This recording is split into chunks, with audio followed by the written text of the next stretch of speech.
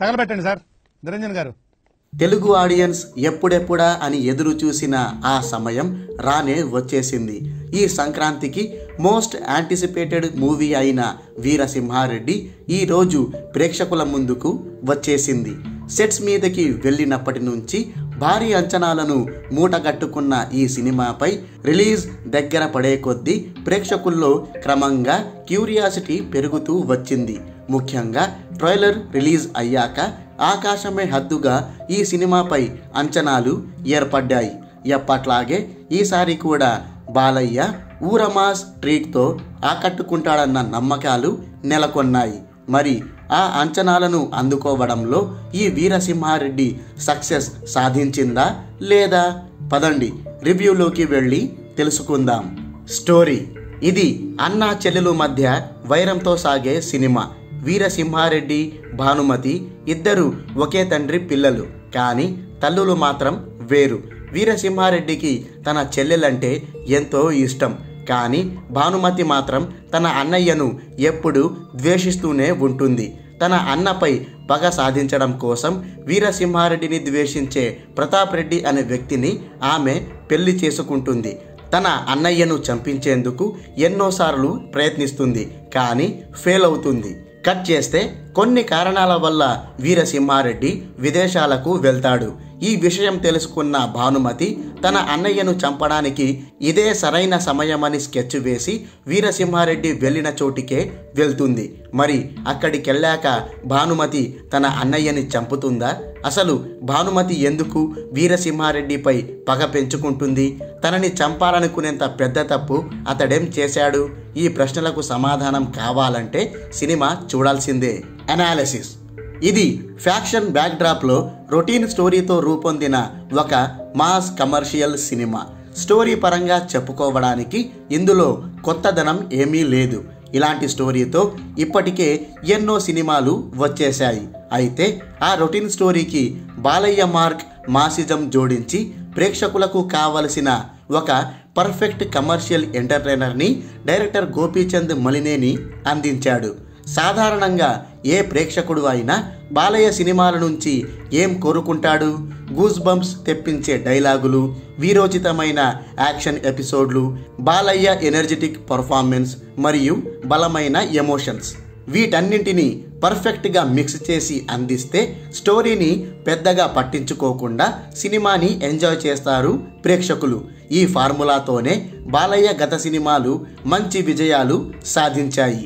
ఇప్పుడు గోపీచంద్ మలినేని కూడా వీరసింహారెడ్డి విషయంలో అదే ఫార్ములాను ఫాలో అయిపోయాడు. బాలయ్య నుంచి ఆడియన్స్ ఏవైతే అంశాలు కోరుకుంటారో వాటిని అంతకు మించి అనేలా ఈ సినిమాలో దట్టించేశాడు.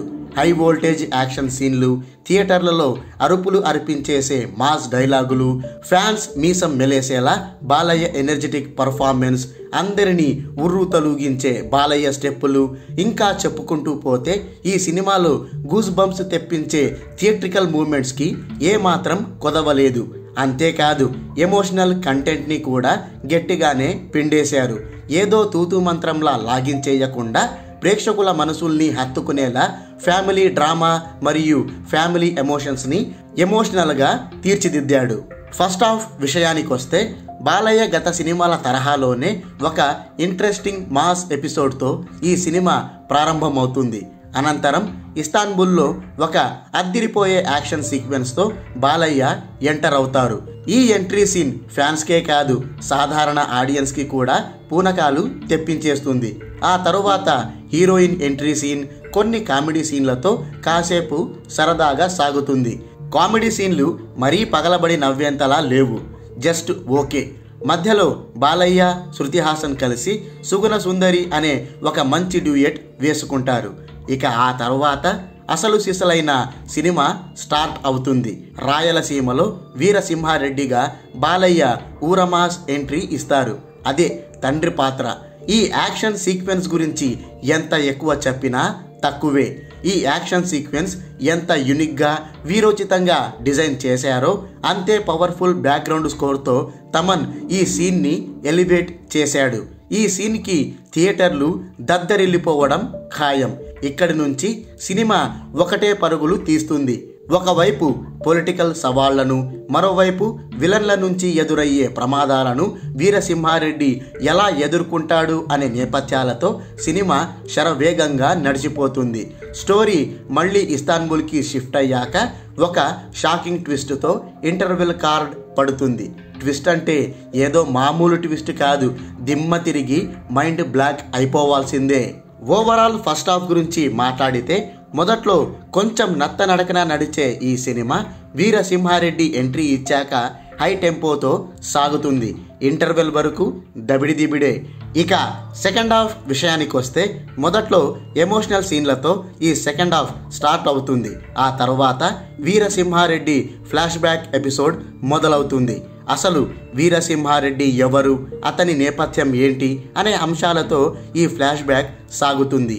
ఈ ఫ్లాష్ బ్యాక్ కూడా బాలయ్య మార్క్ మాస్ సీన్లతోనే నిండి ఉంటుంది. కొన్ని ట్విస్టులు, సర్ప్రైజ్లు కూడా ఉన్నాయి. ఒకదాని తర్వాత మరొక యాక్షన్ సీన్లు వస్తుంటాయి. వీటిని చాలా స్టైలిష్గా అందరూ చూసి ఎంజాయ్ చేసే విధంగా డిజైన్ చేశారు. కాకపోతే వెంటనే యాక్షన్ సీన్లు ఉండటం వల్ల కాస్త మొనాటనస్గా అనిపిస్తుంది. బాలయ్య ఫ్యాన్స్కి అవి మంచి ట్రీట్ అయితే ఇస్తాయి, కానీ సాధారణ ఆడియన్స్కే కాస్త ఇబ్బందిగా అనిపిస్తాయి. మధ్యలో వచ్చే జై బాలయ్య, మా బావ మనోభావాలు, మాస్ మొగుడు పాటలు థియేటర్లలో అరుపులు అరిపించేస్తాయి. మరీ ముఖ్యంగా మా బావ మనోభావాలు పాటకి మాత్రం థియేటర్ల టాప్ లేచిపోవాల్సిందే. ఇంట్రెస్టింగ్ నోట్తో ఫ్లాష్ బ్యాక్ ఎపిసోడ్ ముగిశాక సినిమా క్లైమాక్స్ దిశగా పరుగులు తీస్తుంది. ఫైనల్గా క్లైమాక్స్ ఎలా ఉంటుందో అందరికీ తెలిసిందేగా. మంచి మాస్ ట్రీట్ ఇచ్చి హ్యాపీ ఎండింగ్తో ఈ సినిమా ముగుస్తుంది. మొత్తం సెకండ్ హాఫ్ గురించి మాట్లాడితే వీరసింహారెడ్డి నేపథ్యంతోనే ఇది నిండి ఉంటుంది. ఇందులో గోపీచంద్ మలినేని కొంచెం డ్రామా ఎక్కువగా నడిపించాడు. మాస్ సీన్లు కూడా ఉన్నాయి, కానీ డ్రామాకే పెద్దపీట వేశాడు. ఓవరాల్గా ఈ సినిమా గురించి మాట్లాడుకుంటే ఈ వీరసింహారెడ్డి అంచనాలకు తగినట్టుగానే ఆడియన్స్కి మాస్ ట్రీట్ ఇచ్చాడు. అలాగని ఇందులో లోపాలు లేవని కాదు. స్టోరీ రొటీన్ కావడం, కొత్తదనం లేకపోవడం మైనస్. అక్కడక్కడ కొన్ని సీన్లు కూడా బోర్ కొట్టించేస్తాయి. సెకండ్ హాఫ్లో పరిమితికి మించి మాస్ సీన్లు పెట్టేశారు. మెలోడ్రామా ఎక్కువైంది. ఎమోషనల్ సీన్లలో కూడా డెప్త్ మిస్ అయ్యింది.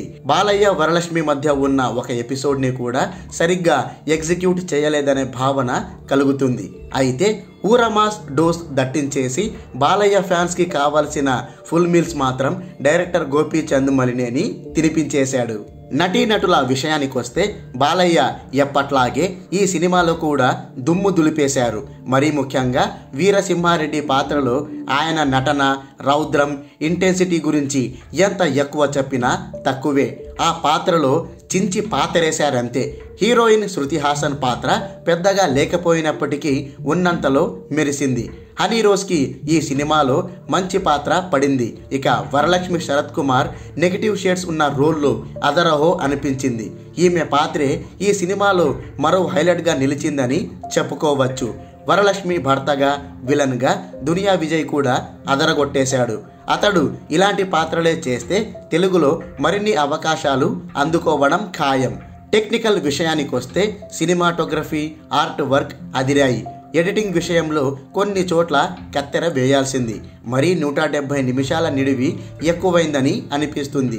ప్రొడక్షన్ వాల్యూస్ అయితే అద్దిరిపోయాయి. ఇక ఈ సినిమాకు బాలయ్య, గోపీచంద్ తర్వాత తమన్ మూడో హీరోగా నిలిచాడని చెప్పుకోవడంలో సందేహమే లేదు.